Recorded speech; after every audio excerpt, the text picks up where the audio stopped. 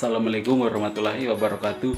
Perkenalkan, saya Divaldi Rahman dengan NPM 2021 0150 0634. Di sini saya akan mempresentasikan materi saya yang berjudul Panti Jompo dan Manula, guna untuk memenuhi tugas akhir dari konseling populasi khusus. Baik, selanjutnya kita akan melangkah pada materi, yaitu materi yang pertama adalah pengertian tentang lansia. Lansia adalah individu berusia 60 tahun ke atas. Sesuai definisi WHO dan undang-undang di Indonesia, lansia biasanya menghadapi perubahan fisik, mental, dan sosial akibat proses penuaan. Biasanya lansia ini ciri-cirinya orang yang sudah tidak mampu atau kesehatannya semakin menurun. Yang kedua ada panti jompo. Panti jompo adalah tempat atau fasilitas yang dirancang untuk memberikan layanan perawatan dan pendampingan kepada lansia, khususnya yang memerlukan bantuan dalam kehidupan sehari-hari. Yang berikutnya ada kebutuhan lansia. Ada beberapa jenis kebutuhan lansia. Yang pertama yaitu kebutuhan khusus yang meliputi fisik, yaitu perawatan kesehatan, nutrisi yang memadai, aktivitas ringan seperti olahraga, dan pengolahan penyakit kronis.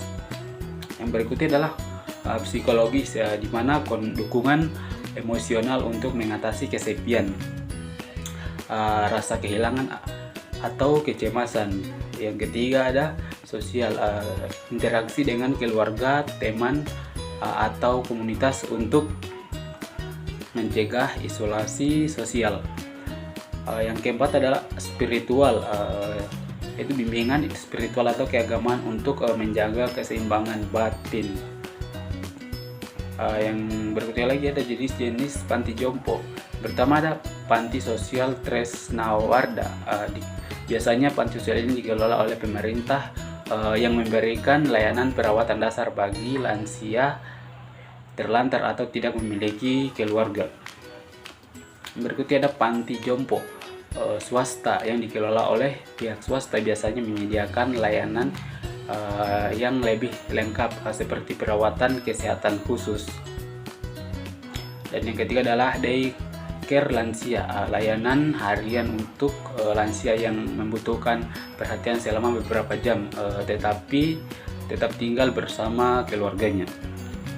Yang selanjutnya ada manfaat panti jompo bagi lansia. Yang pertama ada perawatan medis.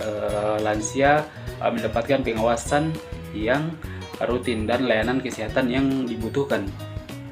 Dan yang kedua ada peningkatan kualitas hidup, di mana misalnya kegiatan sosial seperti terapi, seni, olahraga, ataupun permainan yang membantu menjaga kebugaran fisik dan mental para lansia selama di panti jompo.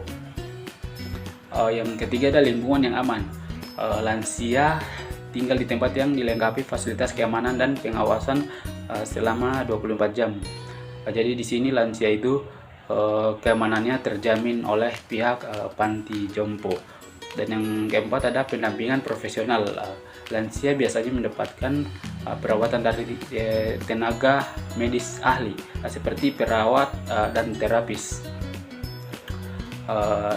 Dan yang berikutnya lagi ada tantangan panti jompo. Tantangan panti jompo ini biasanya seringkali muncul di kalangan orang-orang yang menjalankannya. Yang pertama yaitu ada stigma sosial. Misalnya banyak yang menganggap menitipkan lansia ke panti jompo sebagai tindakan kurang bertanggung jawab. Yang tantangan berikutnya ada biaya. Beberapa panti jompo memerlukan biaya yang cukup besar, terutama yang menawarkan layanan khusus.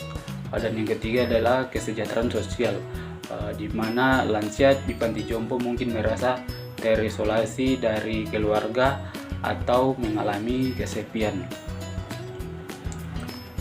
Dan yang selanjutnya lagi ada hak dan kesejahteraan lansia.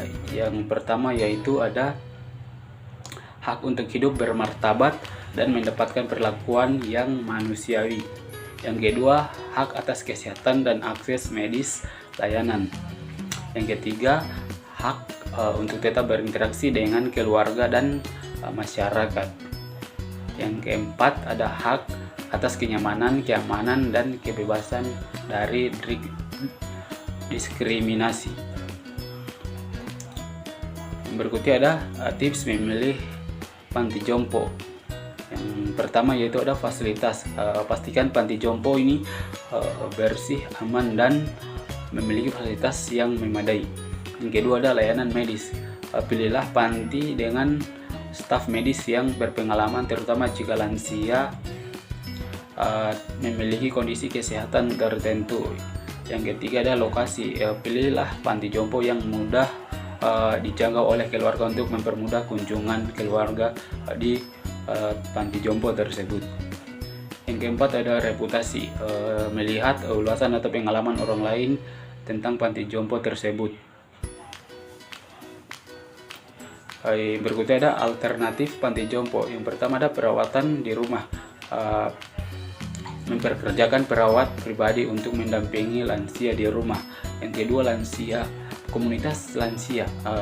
Lansia dapat bergabung dengan kelompok atau organisasi untuk menjaga interaksi sosial. Yang ketiga ada program posyandu lansia, di mana layanan kesehatan berbasis masyarakat untuk lansia. Dan yang terakhir lagi ada peran keluarga dan masyarakat. Jadi yang pertama ada peran keluarga, tetap memberikan dukungan emosional lansia meskipun mereka tinggal di panti jompo. Dan yang kedua ada peran masyarakat, di mana masyarakat membantu menciptakan lingkungan yang ramah lansia seperti menyediakan fasilitas umum sesuai.